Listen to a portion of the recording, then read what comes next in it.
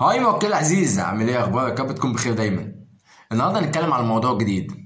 لو انت هتشتري شقه من فضلك شوف كل عقود البيع السابقه للشقه دي. ليه بقى؟ انا بالنسبه لي كل العقود دي هي بتوضح حاله الشقه. يعني مثلا البائع اللي انت هتشتري منه، العقد ما فيهوش حاجه اسمها حصه في الارض، وهو شاري بس الشقه. في فرق على فكره بين الاتنين. طيب، لو انت دلوقتي قلت له انا هشتري الشقه بحصه في الارض، هو دلوقتي باع لك شيء مش ملكه. ده ما ينفعش، صح؟ طب انا دلوقتي بقى لما اجي اشوف كل العقود اللي قبل كده واعرف المالك مين، انا كده مش بأمن لك حقك. فمن فضلكم محدش يزعل لما المحامي يجي يقول لك هات كل العقود وهات كل الورق اللي ليه خاص بالشقه وتعالى.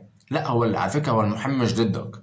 من فضلك، ما يعني المحامي هو بيساعدك انك تاخد حقك بصوره سليمه، فانت ساعده ما تبقاش ضده. فمهم جدا ان انت تطلع على كل العقود اللي قبل كده، وطبعا المحامي بيبقى عنده الخبره الكافيه اللي تنقذك من حاجات، وده بيبان كتير قوي. بيبقى اي حد لما بيجي بنكتب عقد جديد معاه ونطلع على العقود اللي قبل كده، بيفاجئ ان في حاجات كتير هو ما شافهاش. ده ليه بقى؟ ان المحامي عنده حاجه اسمها عين قانونيه. يعني ايه عين قانونيه؟ يعني هو بيشوف الورق من وجهه نظره غير من وجهة نظرك. مهما كان، معلش احترامي للجميع، بس المحامي بسبب يعني شغله، هو يعني هو اطلع على العقود دي كتير قوي. ده طبعا بخلاف